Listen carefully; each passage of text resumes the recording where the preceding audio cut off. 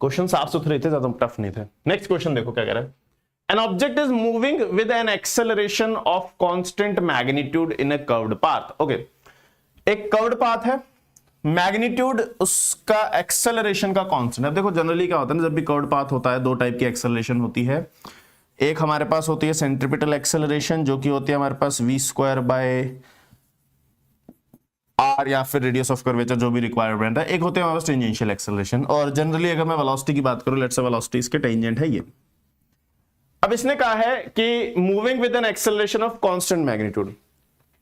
Acceleration constant कब होगी? बड़ा सिंपल सी चीज है, क्योंकि ये एक्सेलरेशन स्पीड पे डिपेंड करती है, और अगर आपके पास टेंजेंशियल एक्सेलरेशन होगी तो स्पीड बढ़ेगी, और स्पीड बढ़ने से आपकी सेंट्रीपिटल एक्सेलरेशन बढ़ेगी। तो ये एक साइकिल सी बन जाती है कि if you have tangential acceleration तो स्पीड बढ़ेगी, स्पीड बढ़ेगी तो एक्सेलरेशन का मैग्नीट्यूड बढ़ेगा, तो ये हमारे पास ओवरऑल बढ़ती जाएगी। तो this factor has to be zero, तभी ये कांस्टेंट हो पाएगा, तभी ये बढ़ना बंद करेगा और ये हमारे पास वैल्यू कांस्टेंट हो जाएगी। तो यानी कि हमारे पास जो एक्सेलरेशन होगी वो सिर्फ और सिर्फ सेंट्रीपिटल होगी in a curved path. If ratio of radius of curvature at two different point is given as 3:2, then find the ratio of speed as those point. अब जो कर्व्ड पाथ है ऑब्वियसली हमने जब कह दिया कि ये है तो वो हमारे पास क्या हो जाएगा? सर्कुलर हो जाएगा।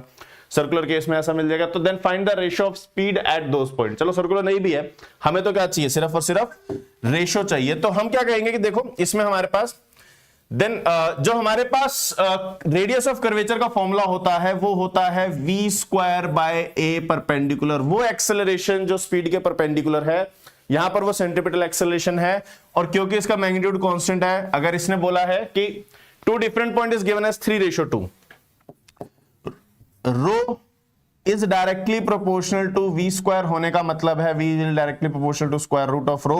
तो v1 by v2 will be equal to square root of rho by rho, और ये 3:2 दिया हुआ है तो स्क्वायर रूट ऑफ 3/2 आ जाएगा। As simple as that. अब इसके बाद तो वो एबीसीडी पूछ सकता है और कुछ नहीं पूछ सकता। सही बात है ना? क्या मैं सही बोल रहा हूं? 9:4 नहीं बेटा, रूट ऑफ 3/2।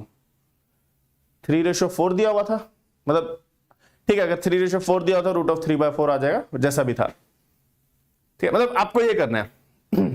3:4 था, चलो भैया बच्चों की बात तो माननी पड़ेगी ना। 3:4, तुम भैया साइड हो जाओ, हमारे पास 4 आ रहा है। ठीक है, खुश?